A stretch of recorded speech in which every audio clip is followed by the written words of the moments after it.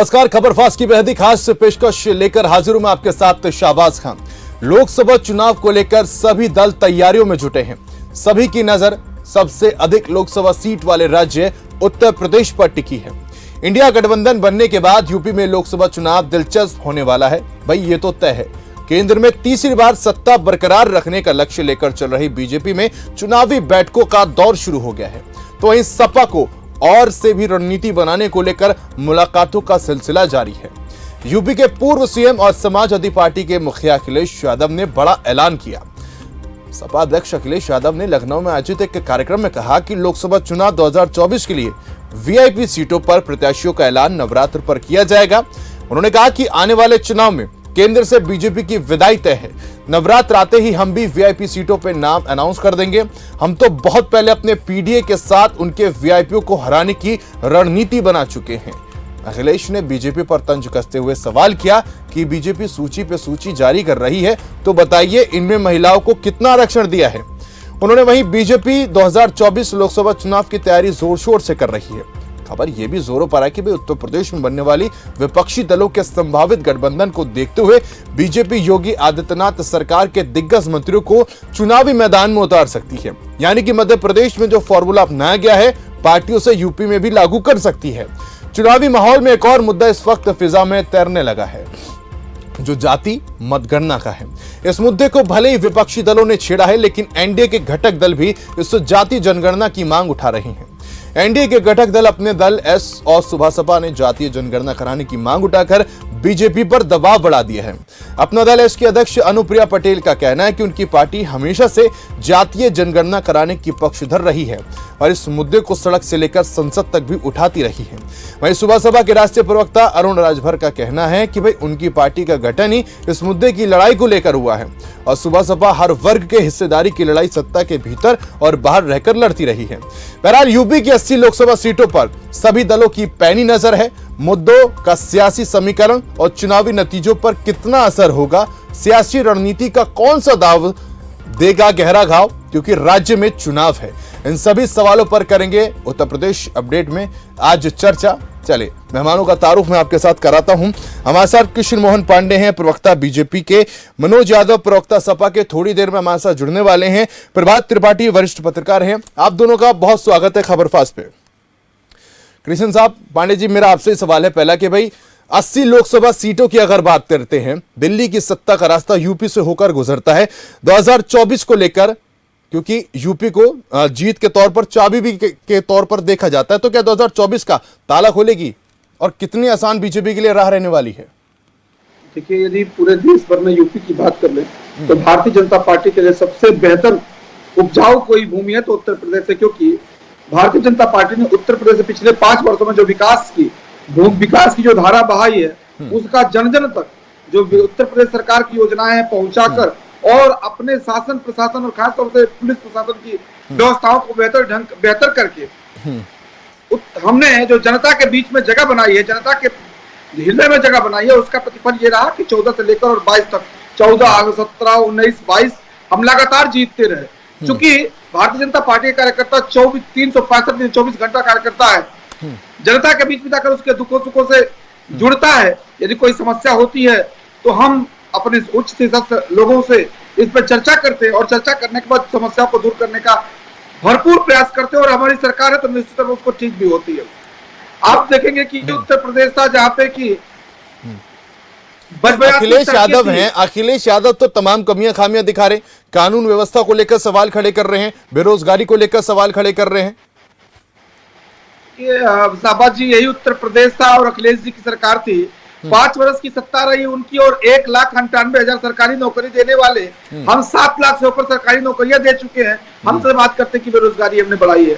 यही उत्तर प्रदेश था जो जहां पे 5 वर्ष की शासनकाल में अखिलेश जी ने 8,930 किलोमीटर सड़कें बनाई, भारतीय जनता पार्टी ने 70,000 किलोमीटर सड़क बनाकर यदि कहते हैं कि हमें हम पीछे है तो निश्चित तौर पर उत्तर प्रदेश की जनता देख रही है। अपराध की बात कर ले, हर एक जिला एक गुंडे के नाम से जाना जाता था। भारतीय जनता पार्टी की सरकार बनने के बाद हमने संगठित अपराध को समाप्त किया और आज हर एक जिला अपने एक उत्पाद के नाम से जाना जाता है और उत्तर प्रदेश में संगठित अपराध लगभग समाप्त है।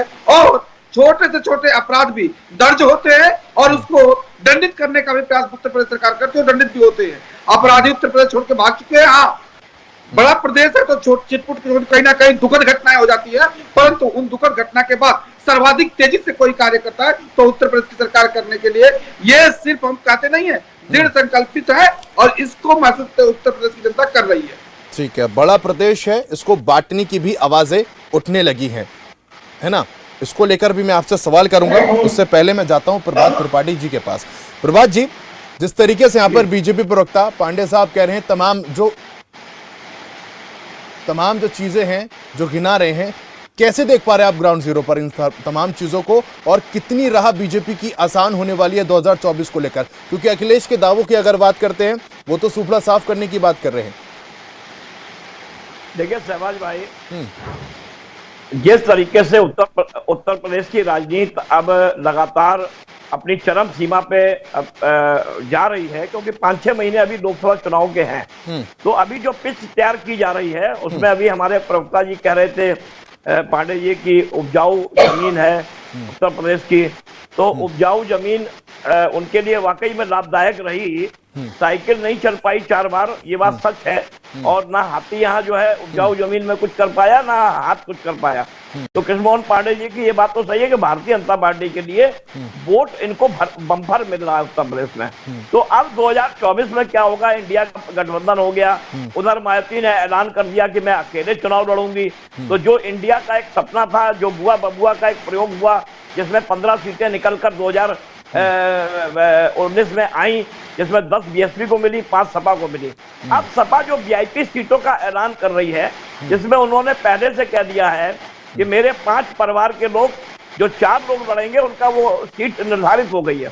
मैं जरा मनोज जी से ये पूछना चाहूंगा कि क्या मनोज जी ये बताएंगे कि क्या उन्हीं के परिवार के लोग बदायूं से लड़ेंगे, या उन्हीं के परिवार के लोग जो हैं कन्नौज से लड़ेंगे, या 5 सीटें जो वीआईपी की बात चल रही है?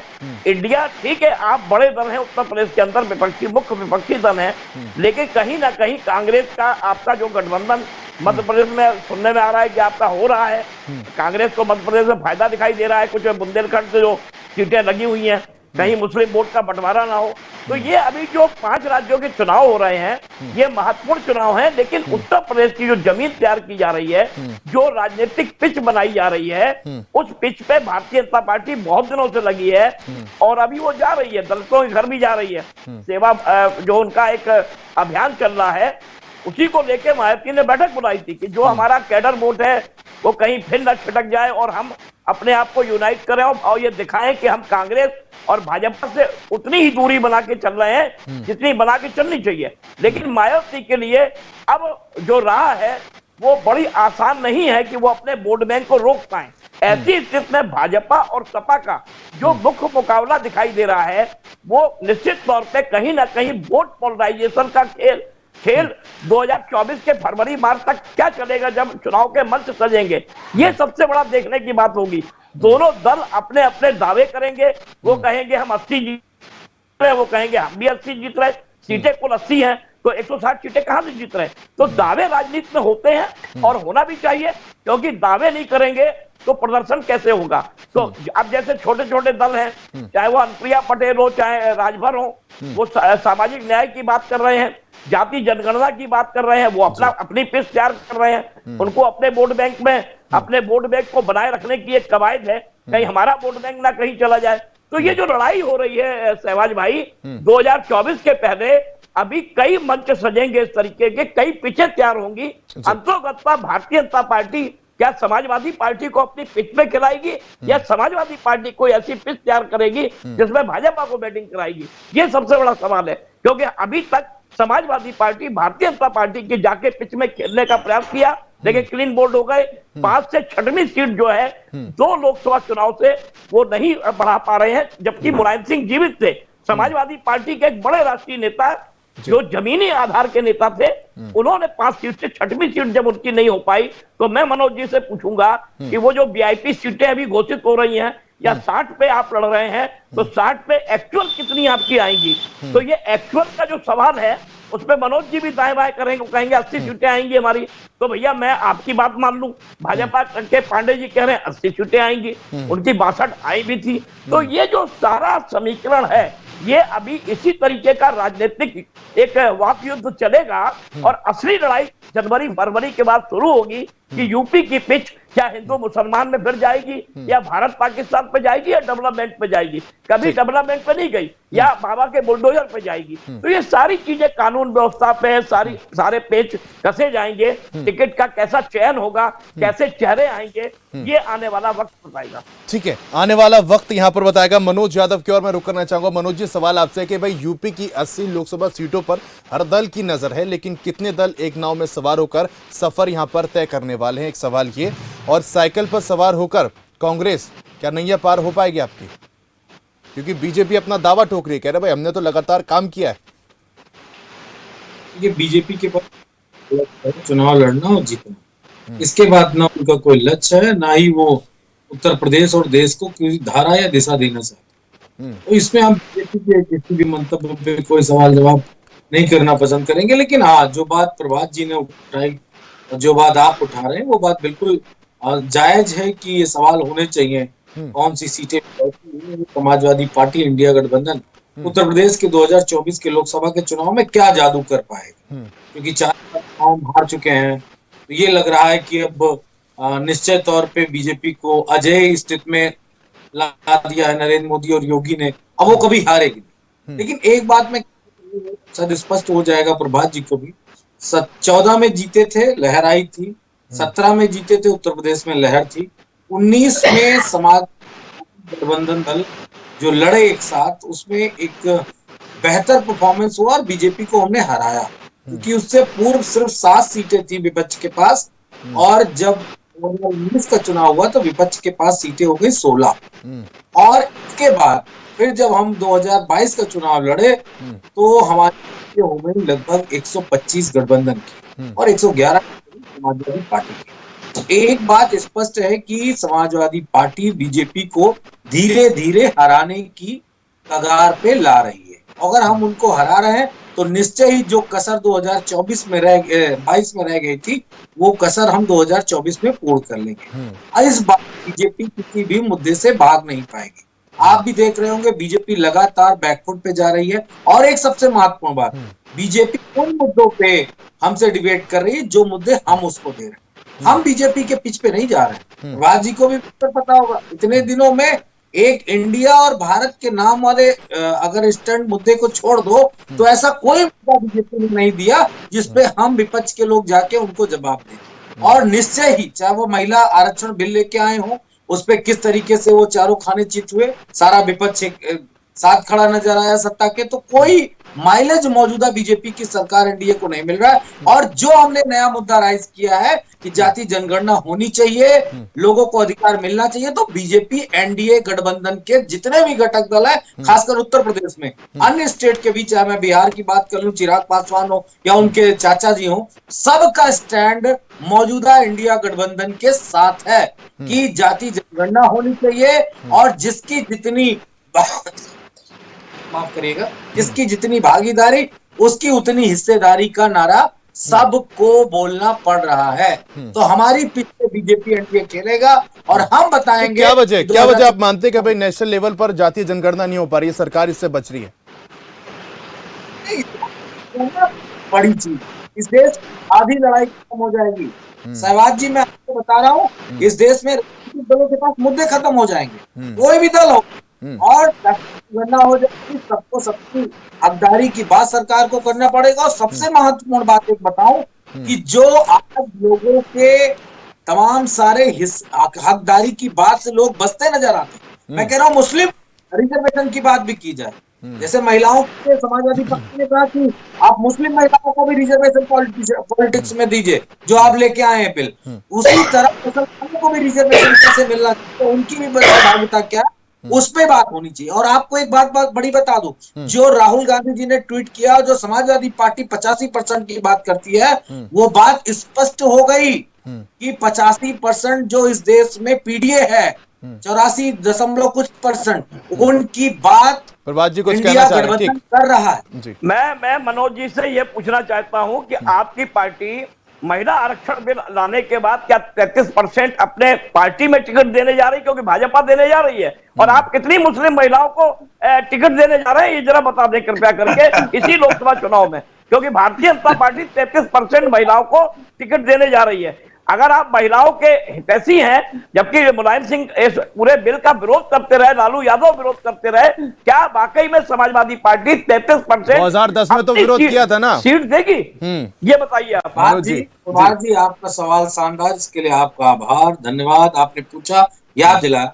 आदरणीय नेताजी ने महिला आरक्षण बिल का इसलिए विरोध किया था, वो विरोध आज भी समाजवादी पार्टी की तरफ से रहा, और विरोध इस बात पे रहा कि उसमें मुस्लिम महिलाओं और पिछड़ी महिलाओं को भी रिजर्वेशन मिलना चाहिए। इस आधार पे हमारा विरोध है। हमने समर्थन किया ना, लेकिन उसके बावजूद भी हमारी ये मांग है कि क्या 63% मुसलमान, ये बैकवर्ड महिलाओं में जिसमें मुस्लिम भी हैं और भी बैकवर्ड हैं, देश के जो सबसे बड़ी आबादी इस देश की है, उनको क्यों नहीं हक मिले?